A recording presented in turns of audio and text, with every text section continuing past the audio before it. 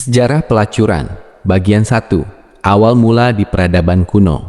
Pelacuran sudah ada sejak ribuan tahun lalu, bahkan tercatat dalam sejarah peradaban tertua di dunia.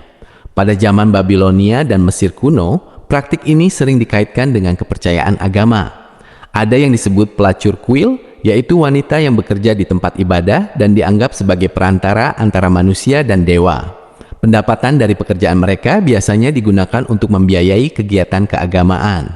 Di masa itu, pelacuran bukanlah hal yang terlarang, melainkan bagian dari kehidupan sosial dan budaya masyarakat. Bagian 2. Di Yunani dan Romawi kuno. Di Yunani kuno, pelacuran memiliki tingkatan yang berbeda. Ada kelompok bernama Auletrides yang bukan hanya menawarkan jasa fisik, tapi juga memiliki bakat seni seperti menari, memainkan alat musik, dan berbicara cerdas. Mereka sering diundang dalam pertemuan penting dan memiliki status sosial yang cukup dihormati. Namun berbeda di Romawi kuno. Di sana pelacur dianggap sebagai orang kelas rendah dan bahkan dilarang memakai pakaian seperti wanita bangsawan. Mereka harus mengenakan pakaian khusus agar mudah dikenali dan hukum seringkali bersifat keras terhadap mereka. Bagian 3. Perkembangan di Asia. Di India kuno ada tradisi devadasi, yaitu anak perempuan yang dipersembahkan kepada dewa dan akhirnya hidup sebagai pelacur kuil. Selain itu, muncul juga kelompok tawaif, yaitu seniman wanita yang pandai bernyanyi dan menari yang memiliki hubungan dekat dengan kaum bangsawan.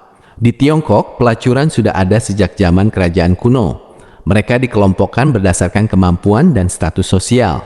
Ada yang hanya bekerja di tempat hiburan biasa, ada juga yang sangat terpelajar dan menjadi penasihat bagi para pejabat tinggi. Bagian 4. Masa penjajahan di Indonesia. Di Nusantara, pelacuran mulai berkembang pesat saat masa penjajahan Belanda. Hal ini dipengaruhi oleh banyaknya pedagang dan tentara asing yang tinggal jauh dari keluarga. Pemerintah kolonial bahkan membuat aturan khusus.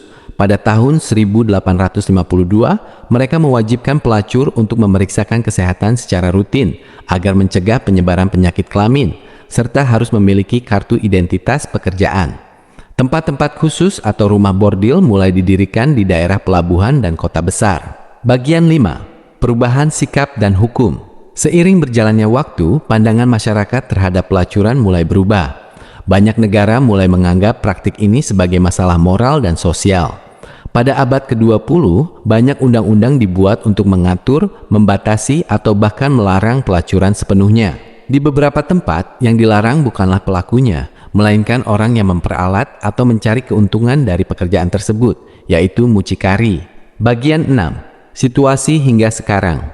Hingga saat ini, status hukum pelacuran berbeda-beda di setiap negara.